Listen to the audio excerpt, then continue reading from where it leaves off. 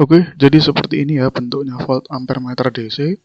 Sederhananya benda ini adalah dua alat yang berbeda yang dijadikan satu, yaitu voltmeter sendiri dan ampere meter sendiri. Kenapa bukan wattmeter? Karena dia tidak menampilkan informasi terkait wattnya di sini. Kalau wattmeter ada lagi, biasanya seperti ini. Ada untuk informasi tentang wattnya. Oke, jadi di toko-toko online rata-rata bentuknya seperti ini ya. Punya 5 kabel, ada 3 kabel kecil dan 2 kabel besar seperti ini.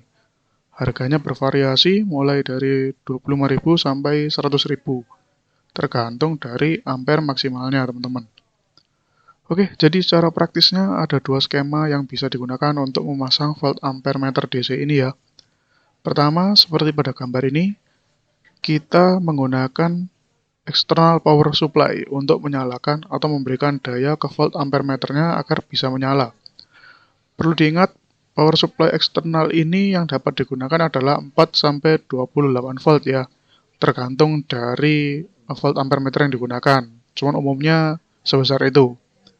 Jadi ini kabel merah kecil dan hitam kecil digunakan ke baterai ya, sebagai power supply eksternalnya. Yang merah kecil ke positifnya baterai, dan yang hitam kecil ke negatifnya baterai. Sedangkan yang warna kuning ini nantinya digunakan untuk mengukur tegangan atau voltage dari aki dan terhubung ke positifnya aki juga. Secara paralel juga ini dia terhubung dengan beban nantinya. Kemudian kabel yang besar ini ada merah dan hitam. Ini digunakan untuk membaca arus.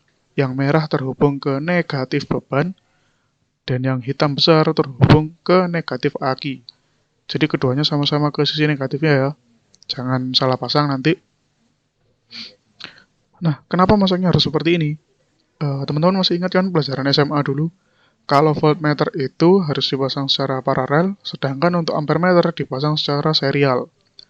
Makanya di awal saya bilang bahwa benda ini sebenarnya ada dua fungsi yang terpisah, yaitu voltmeter sendiri dan ampermeter sendiri juga.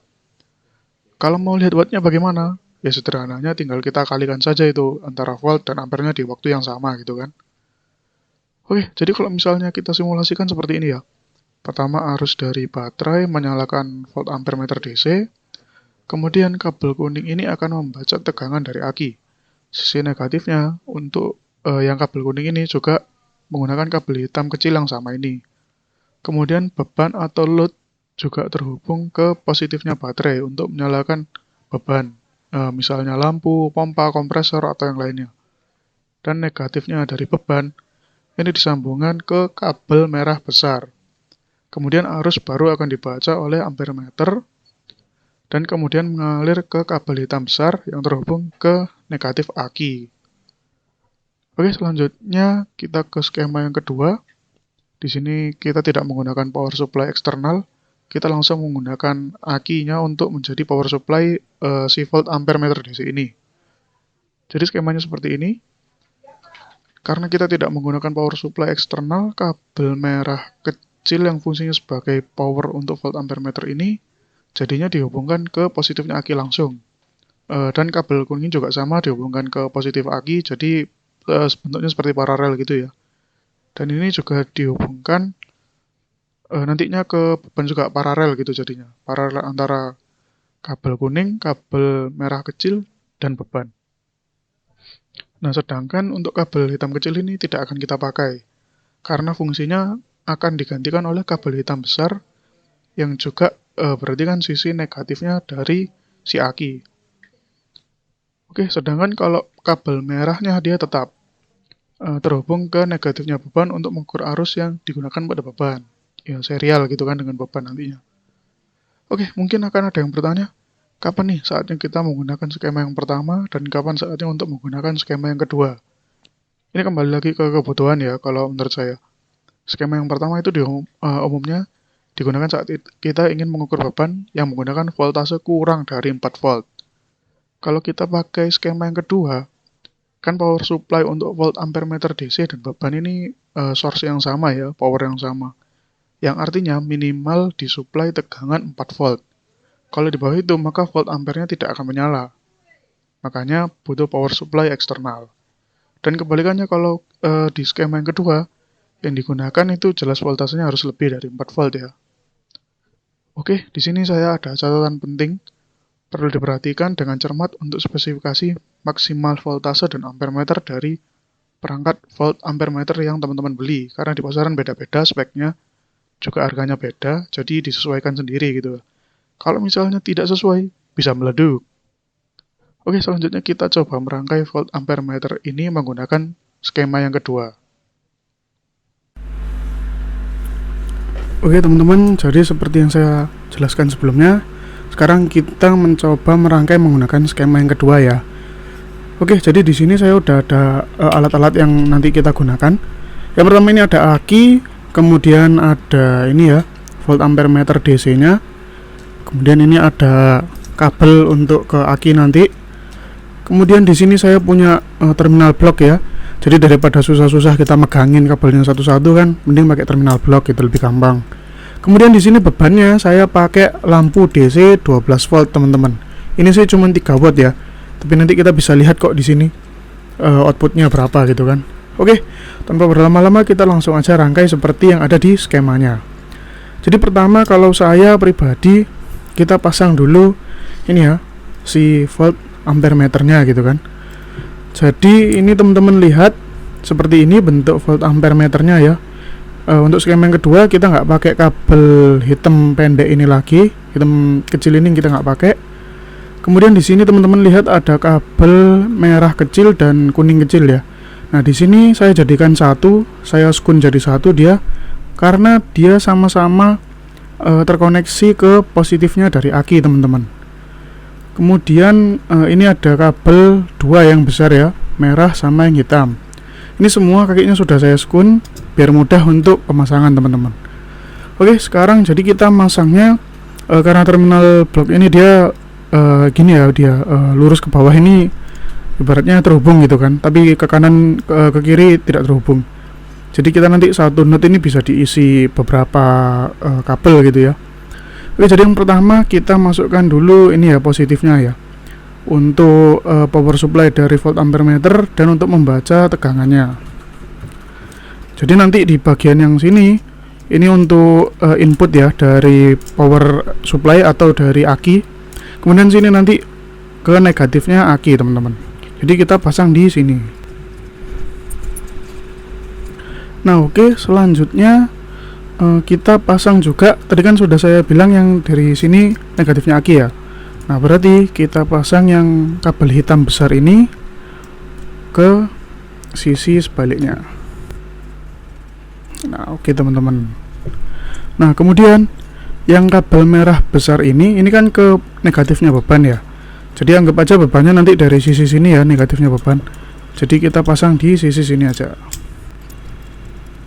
Nah oke teman-teman, sebenarnya simpel ya, beres, cuman gitu doang untuk masang volt ampere meternya. Selanjutnya kita pasang bebannya ya. Jadi beban DC ini, lampu ini kita punya ada yang merah ini kabel ini ya untuk power positif. Kemudian yang ada merah hitam ini, atau anggap aja hitam ini adalah untuk negatifnya. Nah jadi tadi kan untuk negatifnya negatifnya beban dia terhubung ke kabel merah besar. Jadi kita taruh di sini. Oke, sudah terpasang. Nah kemudian untuk positifnya ini sesuai skema ini harusnya terpasang paralel dengan positif yang lain juga ke positifnya aki. Jadi paralel semua gitu. Kita tambahkan di sini teman-teman. Nah oke, jadi untuk beban sekarang sudah terpasang. Oke, jadi selanjutnya kita pasang untuk kabel ke aki power supply. Ini untuk kabel negatifnya ya. Sini. Oke, kita pasang. Kemudian ini untuk sisi positifnya. Nah, oke. Selanjutnya yang terakhir kita pasang seluruh rangkaian ini ke aki, teman-teman. Ini tadi yang negatif ke negatifnya aki ya. Ini. Nah, kemudian ini yang positif ke positifnya aki. Nah, ini kan udah nyala ya, teman-teman ya. Bebannya juga udah nyala, cukup terang. Nah kemudian teman-teman bisa lihat ini tuh, dia volt ampere meternya sudah bisa membaca tegangan dari aki ini dan juga arus yang digunakan untuk menyalakan si ini ya bebannya ya. Saya pakai lampu kalau di sini. Jadi di sini kita bisa tahu tegangannya itu adalah 12,4, itu adalah tegangan dari aki ini teman-teman. Ya kan, sumber tegangannya cuma aki ini soalnya. Kemudian untuk ampere ini akan selalu berubah-ubah sesuai dengan beban yang akan kita pasang. Nah di sini sesuai skemanya ya teman-teman. Teman-teman bisa lihat kalau sebenarnya yang beban ini dia itu rangkaiannya dilakukan secara serial. Jadi dari positifnya ini ya, coba lihat dari positifnya beban, dia ke negatifnya ini kan beban. Nah negatifnya ini terhubung ke ini teman-teman, volt ampere meter. Nah dia baru ngebaca ampernya, kemudian baru dia dilewatkan ke negatifnya baterai. Jadi ini kan serial, kan lewat sini ke sini, nah baru ke sini dulu. Nah, jadi untuk ampere itu harus dipasang serial untuk bisa membaca, biar kita tahu gitu kan ampernya berapa. Kemudian kalau yang volt dia dirangkai secara paralel. Jadi ini beban sama volt ampere meternya dia di node yang sama.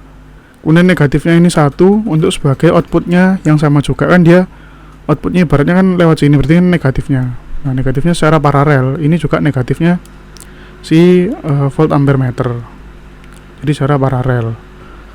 Oke, kurang lebih seperti itu teman-teman. Jadi skema yang kedua ini juga lebih sering digunakan untuk di sistem panel surya teman-teman, karena lebih mudah ya penggunaannya. Kalau misalnya pakai skema yang pertama juga bisa, tapi bedanya kabel, ibaratnya kabel merah ini akan dilepas gitu ya, dipisah, kita pasangkan ke kabel ke baterai sendiri gitu, dan kita pasangkan yang negatifnya ke kabel hitam ini. Oke, kurang lebih seperti itu. Kalau misalnya ada yang mau ditanyakan, silahkan ketik di kolom komentar. Kurang lebihnya mohon maaf. Wassalamualaikum warahmatullahi wabarakatuh. Dadah.